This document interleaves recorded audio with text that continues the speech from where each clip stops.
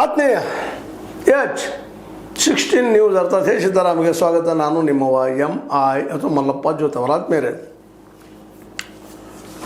ಯುದ್ಧ ತಿಂಗಳಾಯಿತು, ಮುಗಿಯುವ ಲಕ್ಷಣ ಇಲ್ಲ. ಒಂದಂತೂ ಸತ್ಯ, ಅಮೇರಿಕಾ ಒಪ್ಪಂದಕ್ಕೆ ರೆಡಿ, ಆದರೆ ಇರಾನ್ ನೋ ರೆಡಿ.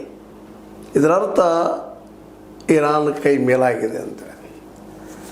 ಆದರೆ ಈ ಒಂದು ಟೈಟಲ್ ಅಮೇರಿಕಾ ಹೊತ್ಕೊಳ್ಳೋದು ಬೇಡ ಆಗಿದೆ.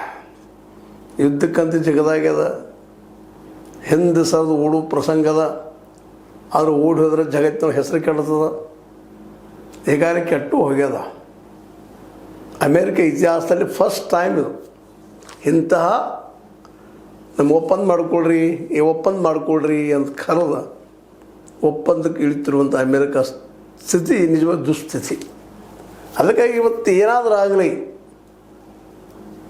ಇರಾನನ್ನು ಮಣ್ಣು ಕೊಟ್ಟ ಬಿಡಬೇಕು ಅನ್ನುವಂಥ ಸಿಟ್ಟರಗಳದ, ಅದರ ಮಾಡಲಿಕ್ಕೆ ಸಾಧ್ಯ ಆಗ್ತಾಯಿಲ್ಲ.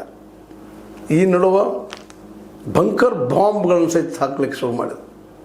ಜನ ನಿಬಿಡಿದ್ದಲ್ಲ, ಜೊತೆಗೆ ಯುರೇನಿಯಂ ಇದ್ದಂಥ ಕ್ಷೇತ್ರಗಳ ಮೇಲೆ. ಅದೇ ಕಾಲಕ್ಕೆ ಏನಪ್ಪ ಅಂತಂದ್ರೆ ವಿಶೇಷವಾಗಿ ಇಸ್ಫಹಾನ್ ಅನ್ನುವಂಥ ಒಂದು ದೊಡ್ಡ ನಗರ, ಅಲ್ಲಿ ವಿಶೇಷವಾಗಿ ಯುರೇನಿಯಂ ಸಂಗ್ರಹ ಅದ ಅನ್ನೋಂಥ ಒಂದಿಷ್ಟು ಸುದ್ದಿಗಳಿದ್ದಾವೆ. ಅದನ್ನು ಸಹಿತ ಇವತ್ತು ಬಾಂಬ್ ಹಾಕಿ ಇಲ್ಲಾಗಿಸೋ ಪ್ರಯತ್ನ ಮಾಡಿದ. ಧಗ ಧಗ ಧಗ ಧಗ ಇರಾನ್ ಉರಿತಾ ಇದೆ. ಅಂದ್ರೆ ಭಯ ಹುಟ್ಟಿಸಾದರೂ ಅವ್ರು ಹಿಂಸರಿಸಬೇಕು ಅನ್ನೋದು. ಆದರೆ ಇರಾನ್ ಜಪ್ಪಯ್ಯ ಅಂತ ಇಲ್ಲ, ಸೊಪ್ಪಾಗ್ತಾ ಇಲ್ಲ. ಈಗಾಗಲೇ ಅಲ್ಲಿ ಅನೇಕ ಜನನಿ ಬಿಡಿದ್ದೆಲ್ಲ ಆಯಿತು, ಪರಮಾಣು ಬಾಂಬ್ಗಳನ್ನು ತಯಾರು ಮಾಡುವ ಕೇಂದ್ರಗಳೆಲ್ಲ ಆಯಿತು, ಯುರೇನಿಯಂ ಸಂಗ್ರಹದ ಕ್ಷೇತ್ರಗಳ ಮೇಲಾಯಿತು. ಎಲ್ಲ ಕಡೆ ಬಾಂಬ್ ಆಗ್ತಾಯಿದ್ದಾರೆ ಇಸ್ರೇಲ್ ಮತ್ತು ಇರಾನ್.